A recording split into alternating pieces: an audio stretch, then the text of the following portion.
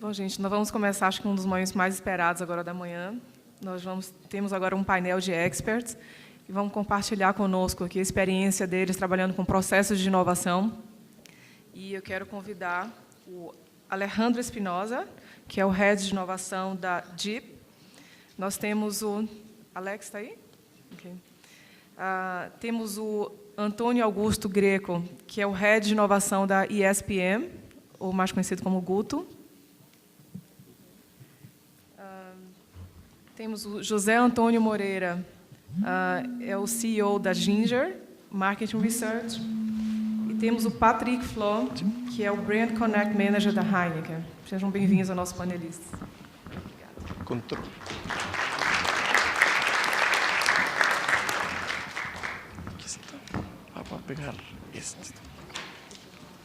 Okay, boa tarde. We're going to be speaking in Portuguese. I think I can handle it in Portuguese. So if the guys who can not understand Portuguese, put the headphones, please. So my name is Alex Espinosa. I have been working in... Tenho trabalhado más de 15 años en innovación y voy a estar compartiendo aquí este foro con este grupo de experts. El tópico que nos colocaron para a gente es hablar de Agile Innovation, innovación ágil como un imperativo de negocio. Mas, definitivamente, el negocio, la innovación es necesaria. La innovación no podemos esquecer o no podemos dejar de hacer porque si no, morrimos. Ya lo falaba Darwin há muitos anos. A especie que más tiene oportunidad de sobrevivir no es aquella que realmente es la más inteligente, la más fuerte, sino la que se adapta a los cambios. Y lo tengo corroborado hoy algunas estadísticas que quisimos colocar aquí, ¿no? Innovar o morir, lo que falaba Fortune, la media de vida de las empresas que entran a Fortune 500 simplemente es de 50 años. O bien, de acuerdo con Standard & Poor's, cada 100 años, solamente 15% de las empresas permanecen en esa lista. Son números impresionantes. ¿Quién lembra, por ejemplo, Panam, innovar o morir? ¿Qué es hoy Kodak? Innovar o morir. Olivetti, cadê Olivetti? ¿No? Entonces, definitivamente, innovación no puede dejar de parar. Tem que ser un hábito dentro de las empresas. Se tem que tornar un hábito para cada una de la gente. Y a veces cuando estamos hablando de innovación, estamos hablando como de tópicos, como si fuese un tópico complexo. Mas ¿por qué es complexo a veces? Si ustedes colocan en Amazon, colocan innovación o innovation, van a tener más de 60,000 libros que hablan de innovación. Es decir, más de 60,000 definiciones, tentando explicar o que es innovación, ¿no? Y eso genera una confusión de, sí, precisamos innovar, mas ¿cómo podemos innovar? Y después de tanto tiempo trabajando y enfocado en innovación, tanto dentro de las empresas como después como consultor, vimos que no es tan difícil. Son solamente 3 pasos los que se precisan. Y el primero definitivamente es entender qué es innovación. Innovación, si para este foro consideramos que innovación simplemente es crear y capturar valor a través de una idea. Yo preciso crear, pero también capturar ese valor tanto para la empresa como para los consumidores. Eso es innovación. ¿Y dónde podemos estar capturando ese valor a través de una idea? En diferentes productos, bicarbonato de sodio, todo lo que tengo construido, baking soda, ¿no? O servicios, ¿no? Haciendo que la comunidad sea la que esté vendiendo los productos, como este servicio de Leadvine. O ven este ejemplo que es todo un suceso en México, haciendo del sushi un taco, combinando 2 culturas, ¿no? Y es el sushi en taco, en nuevos modelos, creó un nuevo modelo de negocio, ¿no? O bien en iniciativas de marca, ¿no? Esta nueva iniciativa, este nuevo aplicativo que es un aplicativo de experiencias, ¿no? De Heineken, ¿no? Que soporta todo el gamification atrás y la recomendación y el peer-to-peer recommendation, ¿no? Mas también podemos crear y capturar valor a través de diferentes formatos de negocio. Yo acho que todo mundo conocemos este caso, na Corea del Sur de Tesco. O bien hasta en procesos, Hasta en procesos podemos estar criando y capturando valor a través de una idea. Mas, si la innovación falamos que é criar e capturar um valor a través de uma ideia, precisamos um passo prévio, que é a criatividade. Mas que é a criatividade? Existe até uma enciclopédia de criatividade escrita por Csikszentmihalyi, não? Mas simplesmente a criatividade é gerar uma grande quantidade de possibilidades, gerar tantas possibilidades como podamos. ¿Por quê? Já lo falava Gary Hamel, ¿no? Este estrategista americano.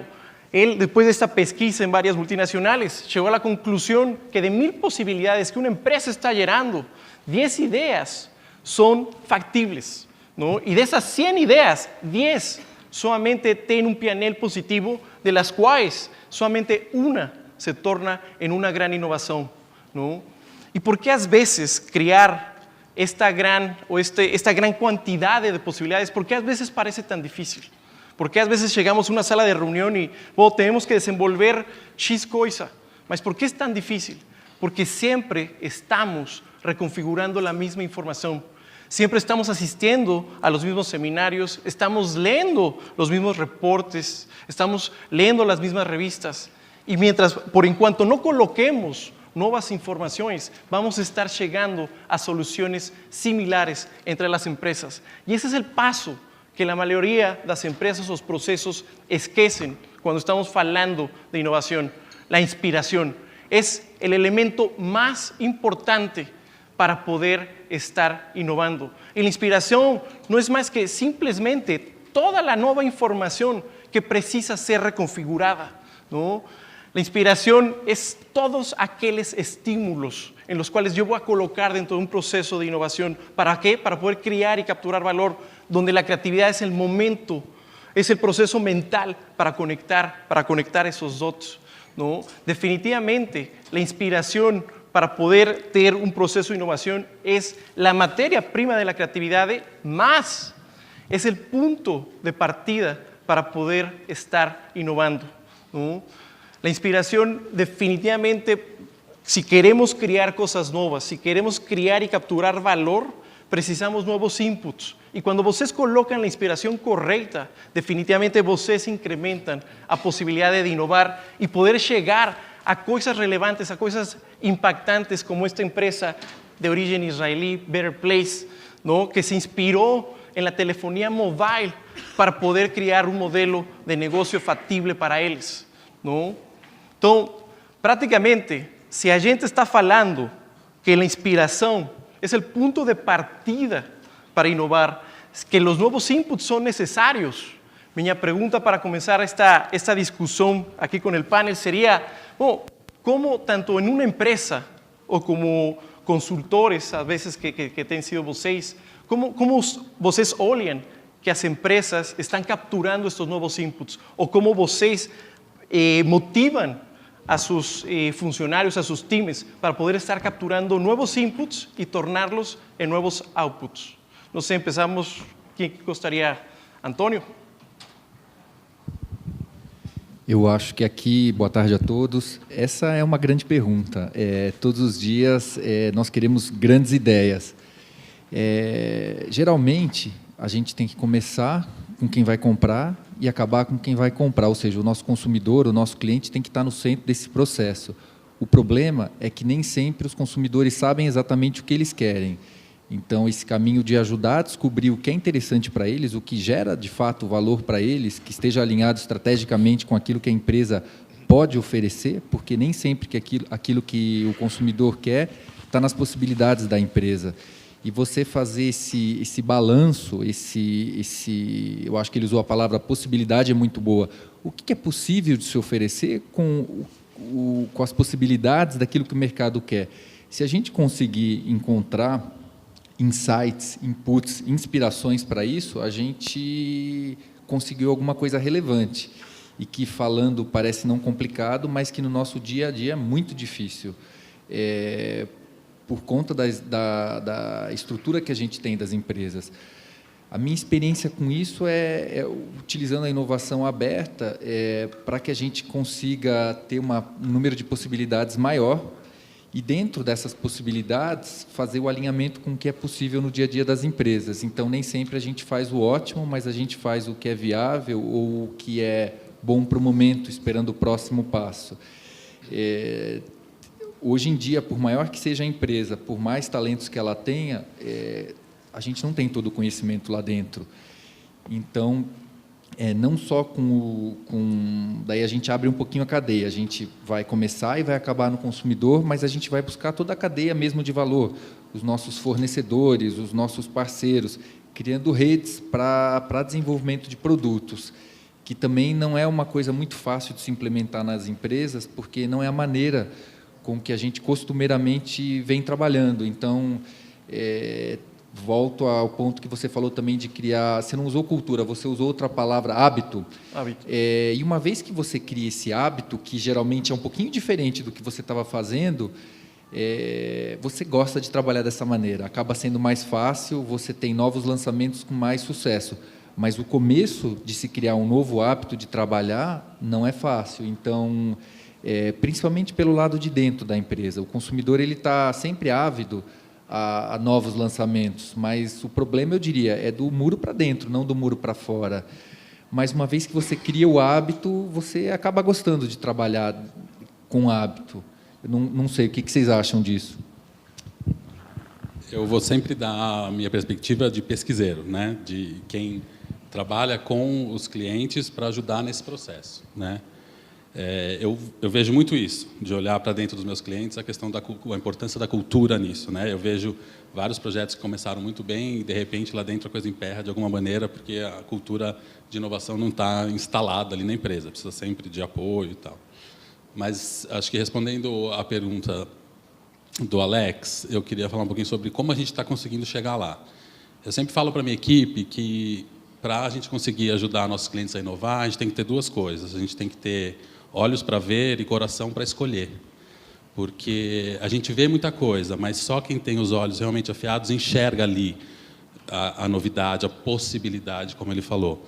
E a gente enxerga muitas. Então, tem um processo, que eu acho que até conecta com a curadoria da Suzana ontem, que é disso tudo aqui, o que realmente vale a pena, né? Então, a gente está sempre tentando ajudar os clientes nessas duas tarefas, né? Enxergar as coisas e esse coração para selecionar. Eu tenho só um case que eu queria mostrar. Anos atrás, eu fui para ExoMar, em Berlim. E o VP global de marketing da Philips foi falar sobre a escolha do posicionamento deles, Sense and Simplicity. E aí ele contou toda a história de como surgiu essa ideia, de que eles foram à casa das consumidoras e viram como a simplicidade era importante. Nessa hora, eu levantei a mão imediatamente e falei, eu tenho certeza que existem 500 relatórios de pesquisa aí dentro falando do quão fundamental é a simplicidade para essa categoria de produtos. Por que você precisou ir lá ver com os seus olhos, né? Esse cara, claramente, não era inspirado pelos nossos relatórios. Eu, como pesquiseiro, comecei a refletir na minha função. Será que nós estamos passando a mensagem? Será que a gente está conseguindo conectar esse cara nessa possibilidade aqui? Ele não estava enxergando, ele precisou ir lá e ver com os olhos dele. E isso me intrigou muito, e na volta a gente começou a desenvolver produtos na Ginger para tentar chegar um pouco lá, através de vídeos, através de coisas, porque nem todo mundo pode ir todo dia na casa dos consumidores. Então, acho que essa inspiração, o nosso trabalho como pesquisador é tentar ver possibilidades de como a gente faz também os nossos clientes se inspirarem por aquilo que a gente enxerga, que eu acho que é uma área que a gente ainda tem que trabalhar um pouquinho. A gente falou aqui de alguns métodos, acho que um pouco mais estruturados e formais, mas eu acho que, olhando estou falando agora como marca e como cervejaria, existe uma conversa acontecendo todo momento no universo digital, que acho que também pode nos dar inputs, e é isso que a gente tem na Heineken tentado aproveitar. A gente passou rapidamente num slide por um programa chamado Heineken Delegates, em que o consumidor pode avaliar bares, né, e locais em que a Heineken está sendo vendida e participar dentro de um processo de gamificação, né, com badges e afim, participar, colecionar pontos e trocar por prêmios. Mas o mais importante disso é ter essa proximidade com o consumidor e fazer com que a marca seja relevante para que o que vem dessa conversa com a marca e o que está acontecendo todos os dias no Twitter, no Facebook, no Instagram, isso seja relevante para a gente. Então, acho que tem uma parte formal, que a Heineken também segue, a gente acha extremamente relevante. Tem os inputs que vêm das nossas outras operações pelo mundo, mas acho que tem também uma questão de uma conversa informal que está acontecendo, que as empresas precisam ter esse pulso. Claro que sempre tem uma questão, né? O que é relevante de fato?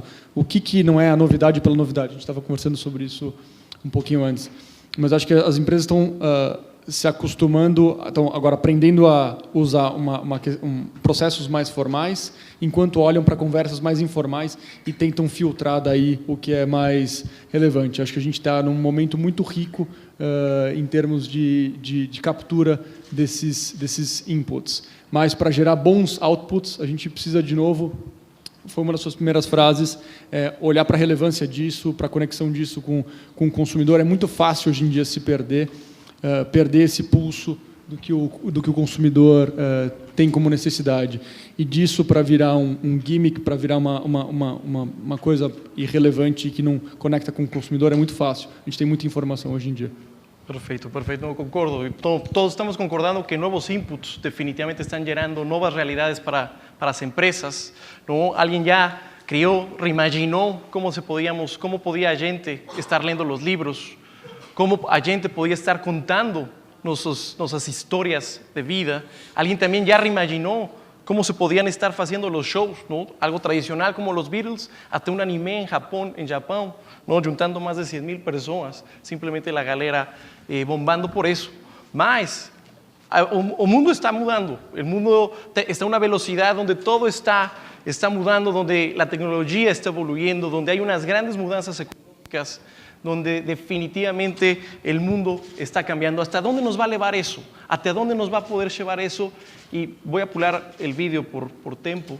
Mas a segunda pergunta que eu faria para vocês, sim, definitivamente os inputs são necessários, mas como podemos alavancar a tecnologia realmente para escolher a informação correta, para poder escolher essa informação correta que nos vai levar a desenvolver essa captura de valor, essa inovação? Em sua experiência, que as empresas estão fazendo? Eu acho que... Vou começar essa rodada eu mesmo. Eu acho que quanto mais tecnologia, mais informação, mais confusão. Então, a forma de você filtrar isso é voltando para a essência do que o consumidor precisa, voltando para um bom insight. A gente também estava falando um pouquinho antes sobre... É meio óbvio falar de Nike Fuel Band, né, daquele acessório que a Nike criou. A beleza do Fuel Band, na verdade, ele está na essência da competição, de você querer se superar, de você querer compartilhar informações, de você competir com o teu amigo.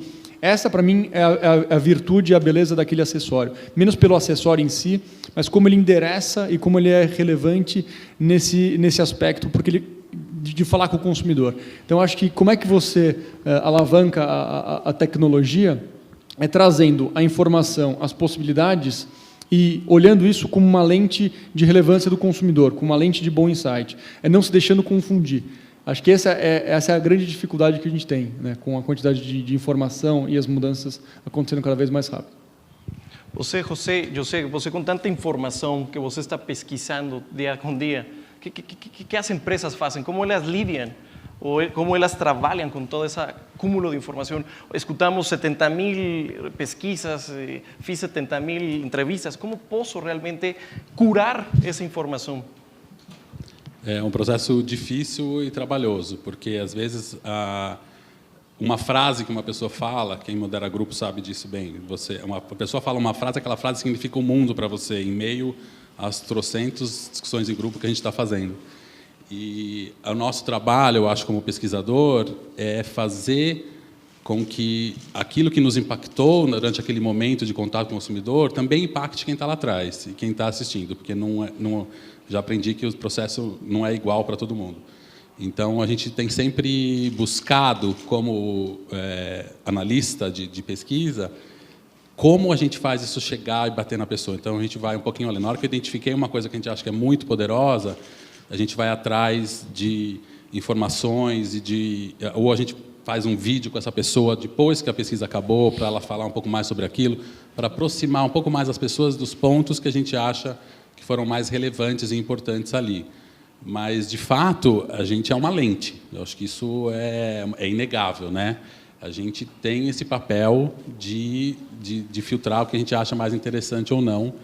E aí, nesse caso, eu acho que o que alivia isso, porque às vezes esse filtro pode ser equivocado, é com a participação dos clientes. Eu acho que os clientes têm que estar junto com a gente. Outro dia, recebi um briefing de fazer um sequential recycling de um conceito de um novo produto. E aí o cliente não apareceu. Quer dizer, então, a gente tinha que ficar retrabalhando o conceito a gente, sem nenhum input do cliente, que tinha outras coisas para fazer. Então, eu acho que precisa ser participativo, porque as perspectivas são diferentes de quem olha, de quem assiste e tal, e essa troca entre nós e eles é muito rica para que a gente faça esse filtro, que é muito importante, porque não dá para tirar para todos os lados de verdade, né?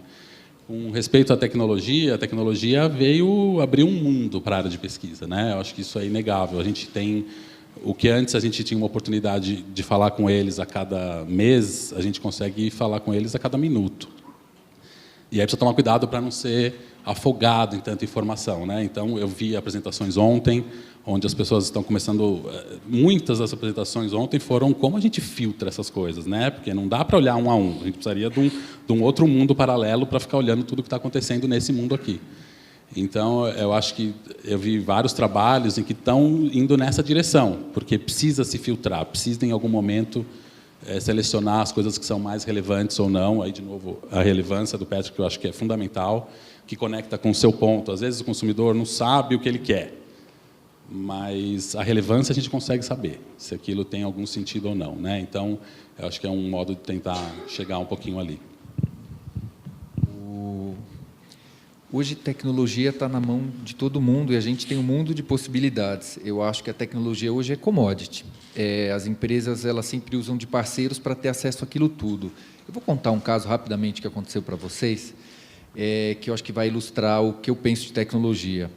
Às vezes, a gente busca uma nova tecnologia para resolver algum problema. Só que uma nova tecnologia custa caro e demora. Hoje, a gente tem problema de orçamento e problema de tempo. No final da década de 90, eu trabalhava nos Estados Unidos e eu trabalhava com eletrodomésticos, eu era da área de laundry. E máquina de lavar louça ficava com laundry. E passou o ano, falou, as áreas mudam, agora você vai para cooking. Então, para quem tinha pensado em máquina de lavar roupa, máquina de lavar louça, secador, ia ter que pensar em fogão. Falei, puxa vida, e o que é relevante para esses consumidores? Falou, o que é relevante num fogão não é se ele cozinha bem ou mal, é se ele é fácil ou difícil de limpar. E a gente está desenvolvendo uma tecnologia de plasma, era uma coisa que era para alguns anos era muito cara. E foi passando o tempo, e depois de um mês, mais ou menos, falei, puxa vida, se a gente já tem, desde a década de 50, a tecnologia da máquina de lavar louça, que é barata, por que a gente não usa isso para limpar aquilo que limpa o prato, não limpar o fogão? E, de repente, começou a fazer buscar na empresa o que tinha sido feito ou não a respeito daquilo. E se varrei os últimos 50 anos e nunca ninguém tinha pensado naquilo. A gente achou esquisito, falou, então vamos ver se não existe uma patente, se alguém nunca pensou. E nunca ninguém tinha pensado. Esse projeto virou uma patente. Era uma coisa muito simples, já estava lá dentro. A tecnologia já existia, era madura, era barata, a gente dominava. A gente só nunca tinha pensado em usar aquela tecnologia que lavava prato para lavar a parte de cima do fogão, apertando um botão. E aquilo era super relevante para o consumidor, estava dentro de casa, não usamos Open Innovation, e foi relativamente simples. O que eu vejo hoje é que nós temos dentro de casa, das divisões das empresas, muita informação, muita tecnologia e pouca troca. Aquilo que, para mim, no começo foi muito ruim mudar de área, possibilitou resolver aquele problema, porque já estava lá dentro, que nunca as pessoas tinham mudado da área dessa maneira. Então, se a gente olhar, a gente precisa olhar para fora, mas dentro a gente tem um monte de informação e a gente cataloga pouco o que a gente já fez e o que a gente tem feito. Às vezes, sai uma pessoa da empresa, a gente perde informação, porque os projetos mudam, as pessoas mudam, e, às vezes, a empresa ela perde tempo fazendo 2 vezes a mesma coisa. Então, a gente conseguir organizar, catalogar o que a gente já fez e que às vezes não deu certo, não tinha preço, não tinha custo num tempo, pode ser que isso no futuro ajude a gente a resolver um problema. Então, sou super favorável à tecnologia, mas hoje a gente, digamos, ninguém tem problema de acesso à tecnologia. Então, rever o que já existe. A gente tem sempre esse custo e prazo. Olhar para fora, mas olhar para dentro também, que às vezes a resposta a gente tem, só a gente não sabe disso. Perfecto. Hemos falado da importância de los inputs, de cómo la tecnología realmente nos ayuda a tener una gran cantidad de inputs, mas que precisamos curar esos inputs para poder realmente criar y capturar valor. Agora, para efeitos deste panel, não existem dois, mas para efeitos do panel, existem dois modelos de inovação conhecidos dentro das empresas, lo que se chama el japonés oriental o el americano el occidental, ¿no? El japonés más focado definitivamente a un programa de mejoría continua, ¿no? Donde son pequeñas iniciativas para poder atingir el objetivo, que esto genera una innovación a lo que le llamamos do better, que simplesmente es mejorar lo que ya existe, simplemente colocando este ejemplo de un metrô no Japão, una pequeña mudança para que fique mais confortável. E por outro lado está o americano, que o americano é mais de criar coisas mais disruptivas, mais rápidas, para realmente identificar o white spot e atingir esse objetivo. E é a lo que le chamamos mais breakthrough innovation, que se chama do different, e um exemplo seria o Yukari, ¿no? De Reebok, que teve que criar todo um esporte para poder criar toda uma linha de roupas. Mas, na realidade, os melhores e as empresas que melhor se dão em inovação são aquelas que sabem gerenciar os dois ao mesmo tempo. Tanto o que se chama do different como se chama o do better, o curto e longo prazo. Então, eu perguntaria para vocês, como vocês enxergam que as empresas estão trabalhando para poder realmente ter longo prazo, estar construindo o shaping de long term, mas ao mesmo tempo construir el día a día. ¿Qué es lo que, en su experiencia, cómo las empresas están lidiando con estos dos modelos? Esse é um dilema que a gente vive todo dia. Quem recebe bônus sabe o dilema do curto e do longo prazo. Eu quero meu bônus, eu quero a minha carreira, eu quero o produto, eu quero a empresa. Isso, eu não vejo muita fórmula. Lá, naquela época desse caso que eu contei para vocês, a gente fazia uma equipe que a gente não pensava nos produtos do próximo ano, a gente pensava de 2 a 5 anos. Que era separado do que era a curto prazo. Eu sei que hoje nessa empresa não funciona mais dessa maneira. Tem empresas que tentam avaliar os projetos de longo prazo com uma métrica um pouquinho diferente dos de curto prazo. O problema é que, para você aprovar um projeto e você mostrar a conta no final do número, nem sempre você consegue aprovar os projetos de mais longo prazo se eles não estiverem tão relacionados com a marca, se alguém não comprar a ideia. Porque, do ponto de vista financeiro, às vezes, um projeto muito disruptivo demora mais para se pagar. Aqui eu continuo com a minha pergunta em cima de uma pergunta. É difícil fazer esse equilíbrio, é um exercício diário. Eu acho que a inovação está disseminada ou ela está numa área? É a mesma coisa que essa pergunta. A gente vai investir a curto e longo prazo. Como balancear isso? Tentativa e erro, dia a dia. Não tem... Eu vejo todo mundo trabalhando de maneiras diferentes e se adaptando, mudando.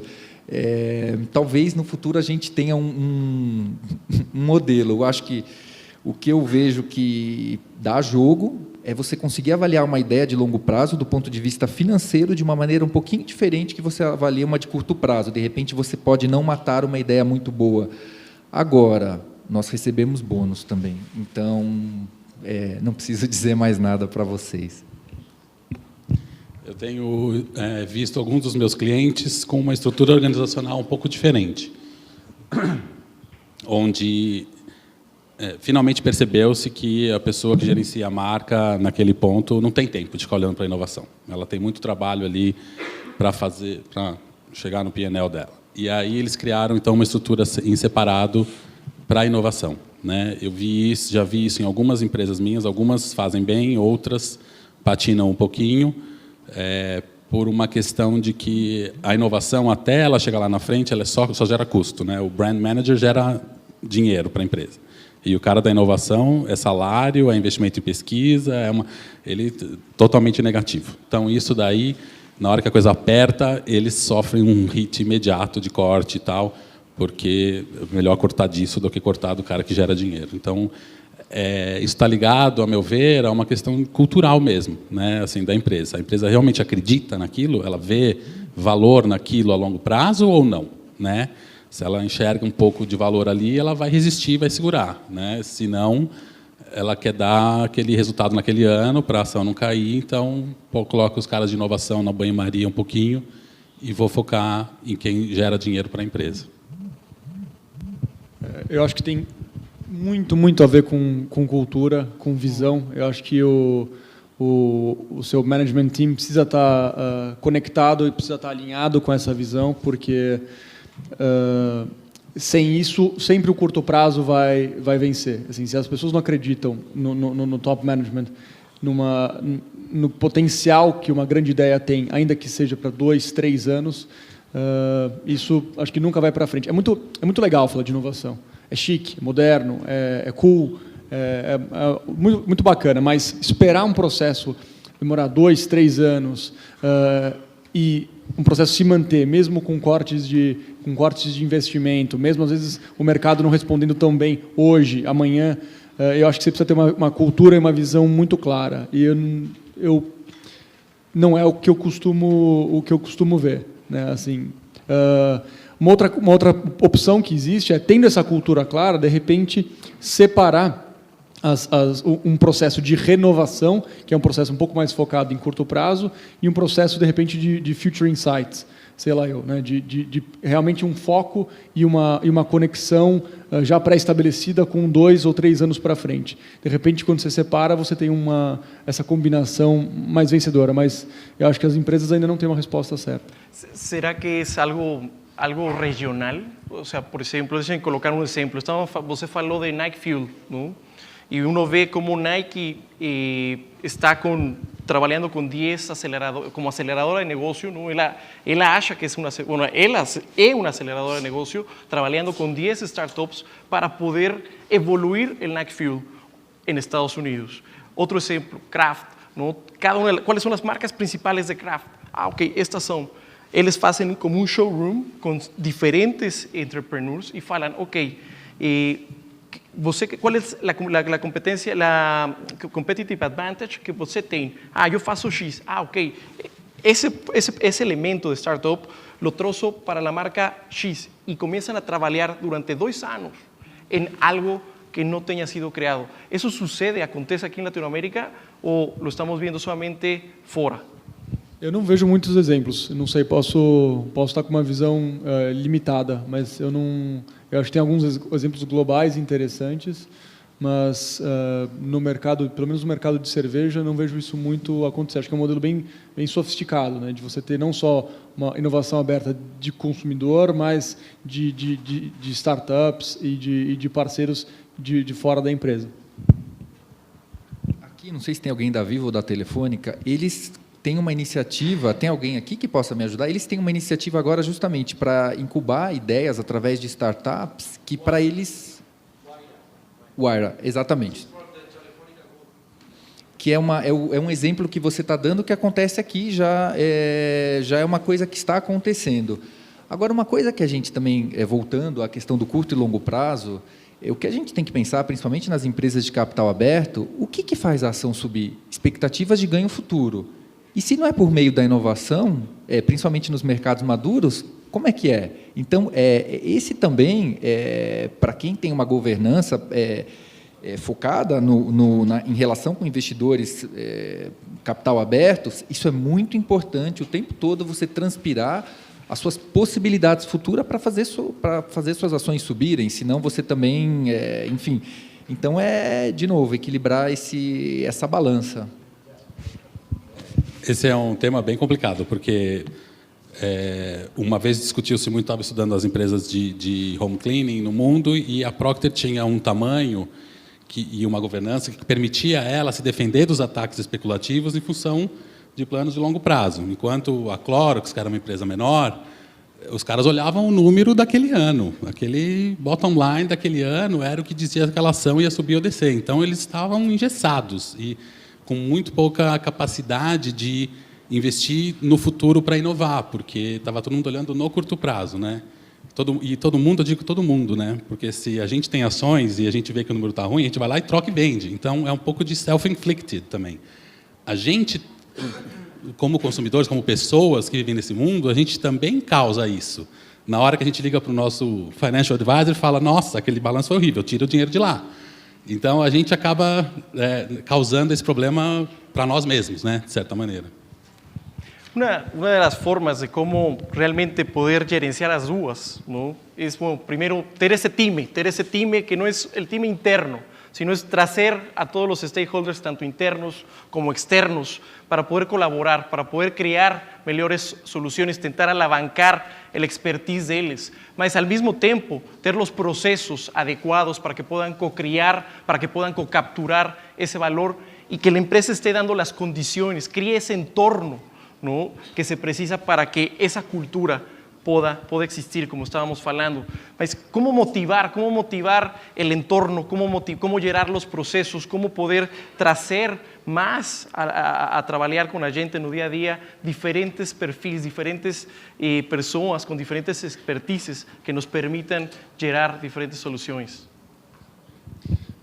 Eu acho que ter uma visão clara, de novo, né? Estou sendo bem repetitivo, mas acho que ter uma visão clara e ter foco, eu acho que você evita frustrações, que acho que é um problema recorrente, e você faz com que as pessoas estejam alinhadas. Então, mesmo que sejam pessoas com backgrounds diferentes, se existe uma visão clara, se existe uma missão clara da empresa, eu acho que você consegue ter todo mundo alinhado, evitar frustrações e coordenar os diferentes perfis. Mas, de novo, é difícil, exige uma cultura e um foco muito grande, uma clareza de objetivos. E acho que, quando você tem todo mundo alinhado, isso vira assim, uma vantagem competitiva. Você torna processos mais rápidos, você torna a captura de insights mais importante, mais efetiva. Mas eu acho que, para mim, o ponto zero é essa cultura, esse foco no consumidor, mas parte de uma visão do top management para mim. No meu entender, eu acho que o pessoal de inovação das empresas, que algumas já estão separando esse grupo num grupo fora da operação diária, eu acho que eles precisam ser valorizados e protegidos, porque eu vejo muitos deles recusando emprego, muita pessoa muito boa recusando emprego nessa área, porque é vista como uma área instável, onde, se não surgir uma grande ideia, em 6 meses está na rua. Eu vejo, quando a grande ideia surge, essa ideia é direcionada para o grupo de marketing, e quem leva os louros foi o gerente de marketing que lançou, não foi a equipe que teve aquela grande ideia, porque ela entra no pipeline de lançamento da empresa depois, né? Outra coisa que demora demais, então a pessoa teve essa ideia e ela vai ser lançada dali 2 ou 3 anos, até a planta estar pronta, seja o que for, essa pessoa já nem está mais lá, né? Então não tem muita accountability, assim, fica uma coisa meio solta de ver. Então eu vejo muitos se recusando a entrar nessa área que é vista como perigosa para um gerente de marketing, né? E muita gente boa prefere ir para a segurança de ser um brand manager, onde é mais fácil ficar mexendo com os P's para ter o resultado. Isso é interessante. Quando você sai da operação, você sabe que você se torna menos relevante e que num corte você e seu time são os primeiros. Isso a gente vê de vez em quando. Agora, é interessante quando ele coloca de time. Quando você tenta vender um projeto na empresa e o projeto já nasce com time, ou seja, você tem marketing, inovação, jurídico, você precisa, finanças, você consegue vender mais fácil, porque aquela pessoa fica um pouquinho dona do projeto, que é diferente de você pegar um projeto que nasce em marketing, inovação, e vamos lá, vamos para finanças, vamos vender o nosso projeto. De repente, ter alguém, desde o começo do projeto de finanças junto com a gente, ajuda, ele sabe como vender aquele projeto melhor, ou ele sabe ajustar aquilo de uma maneira correta. O problema, às vezes, não é finança. Putz, a lei não deixa. Vamos achar um caminho na lei. Então, enfim, se a gente, de fato, tiver um time que, na teoria, é muito bonito, vai trabalhar com gente que pensa diferente de você, que tem um repertório diferente, que fala diferente, você quebra muito o pau. Se você conseguir criar este hábito, torna mais fácil para você vender seus projetos internamente. Agora, como é que você faz pessoas tão diferentes ficarem motivadas o tempo todo? Essa, eu acho que é uma das grandes questões. Tratam-se de pessoas. Será que só um projeto, você conseguir vender um projeto, ou sempre vender projeto, vai te manter motivado? O que precisa? E essa também é uma pergunta difícil de responder. Quando você gere pessoas, será que a pessoa está motivada mesmo? Ou, enfim, trabalhando com grupos e com projetos, com perfis diferentes, a gente vê a necessidade de envolver a questão talvez recursos humanos seja uma palavra um pouco old-fashioned. Quem cuida de pessoas também nesses processos, porque isso não tem nada a ver com a entrega do produto, mas tem a ver com as pessoas que estão lá. Então, minha experiência em times, com pessoas de departamentos diferentes, é ter alguém também cuidando dessas pessoas, porque elas estão cuidando da empresa e dos produtos. E isso, a gente começou, isso é um projeto super recente, começou a desenvolver alguma métrica para avaliar essas pessoas que se expõem mais, que se arriscam mais, para que elas também tenham uma motivação palpável, não só, puxa vida, emplacamos esse projeto, tem a minha mão, é legal. Mas isso é uma coisa muito recente que a gente está fazendo, não tenho ainda resultados palpáveis, é uma tentativa, vamos ver se dá certo. Mas é um caminho que a gente achou também dessas pessoas estarem um pouquinho resguardadas para o insucesso, até para, bom, esse projeto deu errado, como é que a gente vai realocar essas pessoas de uma maneira segura, afinal ela se arriscou por este projeto. Vamos ver, uma próxima vez eu conto para vocês, ele só tem 6 meses, daqui a pouquinho vamos contar se ele está dando certo ou não. A gente está daí pensando nas pessoas também que se envolvem, mas um dia no futuro eu conto para vocês. Perfeito, perfeito. Então, bom, definitivamente a inovação é um imperativo de negócios, não? Precisamos, a importância de los inputs, já lo falamos, não? Sabemos que esos inputs tenemos que estarlos curando para poder realmente engajar al consumidor, estar creando cosas que capturen valor tanto para el consumidor como para las empresas. Precisamos estar gerenciando tanto el corto como el longo plazo, ¿no? Y por último tenemos que estar construyendo las características o las competencias necesarias, ¿no? Tenemos que fechar un poco el diálogo, mas gostaria de un último pensamiento de lo que hemos falado y después deixar si alguien tiene alguna pregunta para las personas que están aquí al frente. Nos empezamos, Patrick. Para mim, se eu puder deixar uma coisa, é a volta da essência, o papel da essência. Então, assim, por mais tecnologia que a gente tenha, por mais redes sociais, por maior que seja a quantidade de informação, o filtro certo, na minha opinião, para que isso se torne relevante, a gente tem uma conexão com a essência, com o que o consumidor quer de fato. Né? Esse ano passado em Cannes, se falou muito de storytelling, né? Da importância do storytelling.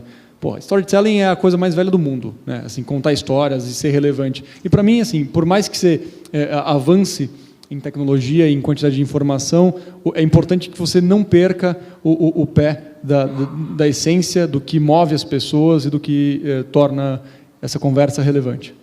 Perfeito. Eu sei. Eu acho que eu vou conectar um pouco com ele. Ele falou, a tecnologia, ela trouxe essa abertura, essas 1000 possibilidades da gente entender o que é importante para esse consumidor, o que ele sente, o que ele não sente. Mas costumo ser contra os cavaleiros do apocalipse que diziam que o rádio ia morrer, que a televisão ia morrer, que tudo ia morrer, e nada morre. Está tudo aí com a gente até hoje. E a mesma coisa ocorre em pesquisa, né? Então o cliente chega e fala, não, mas eu não quero fazer focus group porque ficou velho, eu quero fazer outra coisa. Eu acho que a gente tem que aproveitar o novo e a gente não deve ter preconceito contra o antigo, porque funcionou muito até hoje. Não é porque agora eu tenho uma social network que o focus group deixou de funcionar. Um focus group bem feito funciona muito bem. Como funciona ir na casa do consumidor, como funciona interromper ele no caixa do supermercado e falar, por que a senhora escolheu esse daqui? Me ajuda porque eu não sei comprar sabão em pó. Então, eu acho que essas coisas, a gente tem que olhar grande, expandir as coisas e não fazer a morte do que foi feito até hoje. E eu vejo muito isso em artigos que eu leio na internet, de gente, a morte da entrevista, a morte de não sei o quê, a morte... Acho que nada está morrendo, acho que tudo está chegando para abrir as nossas possibilidades, para que os pesquiseiros possam, munidos de mais e mais ferramentas, conseguir chegar bem naquele ponto que faz a diferença. Acho que todos nós que estamos aqui hoje, se a gente está aqui, a gente acredita nessa troca, e é tão interessante. Ouvindo os colegas, a gente reflete, a gente já muda um pouquinho aquilo que a gente pensava. A pena é que a gente não pode escutar um pouquinho de cada um, para poder dar o próximo passo. Então, todos que estamos aqui hoje, com certeza, vamos sair daqui um pouquinho diferente daquilo que a gente entrou. Então, essas trocas são super válidas. A próxima vez a gente põe vocês ali e a gente senta ali para ouvir o que vocês têm a dizer para a gente, que com certeza vocês têm muito para trocar. Muito obrigado. Ok, muito obrigado. Alguma pergunta? Há tempo? Não, já não há tempo. A ver, aí. Só uma pergunta.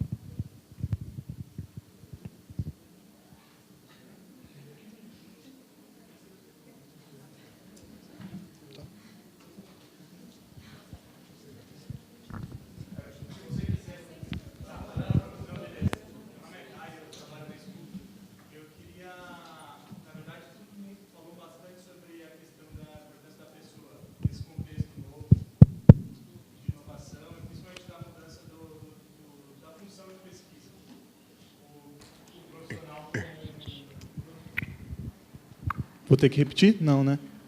Bom, então, todo mundo falou bastante da importância do papel do novo profissional, desse novo contexto de muita informação ao mesmo tempo, através de novas tecnologias, a importância do curador, do papel de curador da pessoa para ajudar na inovação.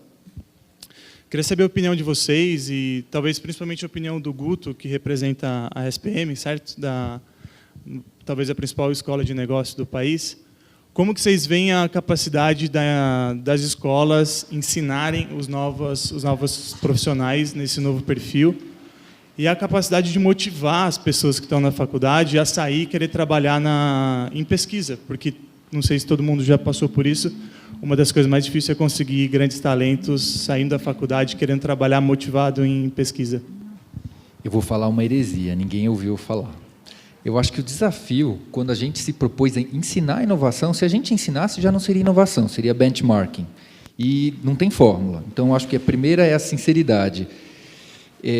Por incrível que pareça, no Centro de Inovação, a gente lida já com pessoas que se graduaram, pós-graduaram, e a gente entra dentro das outras empresas para resolver problemas. Então, e às vezes... para resolver o problema de uma empresa alimentícia, tinha uma menina da Daslu, um cara do Santander, uma pessoa do transporte de valores, outra de logística, e a gente chegou em soluções interessantes. E se era para inovar, a gente não pegou o professor. Todo mundo tinha que estar dividindo a experiência, porque era tão rápido, porque se a gente pegasse um professor, aquilo fosse virar um estudo, aquilo estava atrasado, aquilo não interessava para as pessoas, e ele perdia a relevância. Então, esse foi uma das coisas que a gente fez. O professor não é mais professor. Na verdade, as pessoas têm uma necessidade de ter um coach, ter alguma direção de alguém que é um semelhante dela. Então, a gente não tem essa diferença de nível. São profissionais, trocando ideia com profissionais, tentando, de repente, escutar o repertório de um para tentar adaptar no dia a dia do outro. Eu acho que talvez esse seja uma pequena mudança de paradigma. Enfim, esse é um desafio. Como eu lido com esse pessoal, digamos assim, mais senior, eu fui outro dia ver o que era uma aula de graduação, porque eu não podia estar há 6 anos lidando com empresas e com gente, de repente, que já tinha pós-graduação. Isso foi no ano passado ou retrasado. E eu fiquei surpreso quando eu vi o que era uma aula de primeiro semestre de uma faculdade. Comecei a pensar até nos meus filhos, como é que vai ser, né? Enfim, o que eu vejo, a pessoa chega cheia de gás, o que eu entendi daquela moçada conectada, que estava conectada, assistindo, conversando, namorando, tudo ao mesmo tempo, chega cheia de gás. E a velha receita não toca o coração deles. A velha receita não faz sentido. Mesmo porque hoje, quando a gente contrata alguém jovem, ele pede a conta em um dia, em uma semana, ele não fica. Ele não fica. Se você não tocar, ele não precisa daquilo. Não sei como, mas, enfim. Então, e esse cara que a gente está contratando hoje, jovem, que a gente tem que dar um jeito de segurar ele na organização, ou seja, a organização também tem que se adaptar, porque esses caras, amanhã, vão ser a gente, é essa mesma língua que a gente tem que falar com essa moçada, que com certeza chega com vontade, mas não está mais a fim de ver o PowerPoint repetido, não está a fim de só escutar, ela está conectada. Por que a gente não usa isso de outra maneira? Então, aquilo que de repente podia ser que afastava a atenção dela, a gente vai ter que trabalhar de outra maneira. Então, a gente está começando a criar essas maneiras que a gente vê iniciativas por aí. O ano passado eu fui na Finlândia, era uma escola que tinha 400 alunos e não tinham professores. Nossa, era fenomenal. O cara entrava no primeiro dia de aula, ele tinha um problema para resolver, iam formar grupos e aqueles caras tinham uma empresa, eles tinham que abrir um CNPJ e tinham que fazer o projeto deles virar. E, para fazer o projeto virar, ele tinha que entender um pouquinho de marketing, um pouquinho de finanças, um pouquinho de empreendedorismo. Então, eles iam atrás. Então, puxa vida, você pode ler isso, essa pessoa pode te ajudar, e os caras estão lá. É impressionante. Eu fiquei, assim, no primeiro dia, eu fiquei impressionado, porque, na verdade, aquilo não é uma escola, aquilo é uma grande incubadora, tem lá muitas empresas. Num país que não tem commodity, que a riqueza, a Nokia já foi, hoje não está no momento bom, então os caras têm que se reinventar. Em outubro já estava nevando, ainda está nevando, e a escola não tinha professor. E lá estava todo mundo lá, 8 horas da manhã, a moçada. Trazer isso para o Brasil não é possível, porque lá, além dele não ter que pagar a escola, ele ganhava para estar lá, uma ajuda de custo de 500 euros do governo. Se a gente quisesse fazer isso aqui, eu tenho certeza, não vai dar certo, mas a gente precisa dar, assim, não exatamente nesse molde, porque os caras são diferentes. Com 17 anos, eles também saem de casa. E eles têm a postura em relação à vida é diferente da nossa. Então, não é como estudante, é como sociedade mesmo. Temos que dar o primeiro passo, temos que começar tentando, sempre sem muitas teorizações. Vamos tentar, vamos ver o que dá. Na inovação, a gente sabe que muitas vezes não dão certo. Aquelas 1000 vezes para passar para 10, para passar para 1, a gente tem que estar disposto a correr o risco. E a gente vai tentativa e erro, não tem uma fórmula mágica. Você fez a pergunta e eu fiquei pensando na minha organização, né? A gente enfrenta esse problema diariamente, né? Porque as pessoas saem e a gente precisa, né, repor essa força de trabalho. E o pessoal novo... Alô? A ver se você quiser.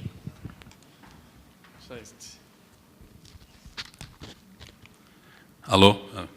E o pessoal novo vem mesmo com esse ímpeto, essa coisa da conectividade e tal, e todo o nosso trabalho é como fazer com que essas pessoas entrem no que a gente chama de rigor analítico, né?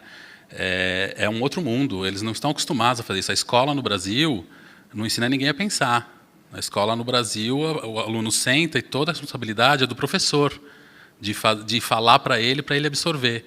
Então, em nenhum momento, esse cara teve algum rigor de organização de ideias, de conceitos, de pensamento. E é uma luta, né? Então, a gente está quebrando a cabeça para ver como que a gente faz, como a gente aproveita esses caras que têm o seu lado muito criativo, dinâmico, rápido, conectado, para a nossa organização, e ou dá para ele um mínimo de rigor analítico conceitual, ou a gente vai dividir a função. Ou esse cara vai ter a função de ficar pendurado no smartphone dele o dia inteiro, e do lado uma pessoa analítica olhando e falando, olha, né, dentro da empresa, né? Porque a gente está lutando. Eu não sei a resposta, a gente está nessa luta aí que você colocou para ver como que esse modelo pode sobreviver, porque as pessoas estão vindo assim, as pessoas estão vindo com 2 dedões, mais nada, né? Então... Ok. Gente, eu sei que todo mundo gostaria de continuar aqui.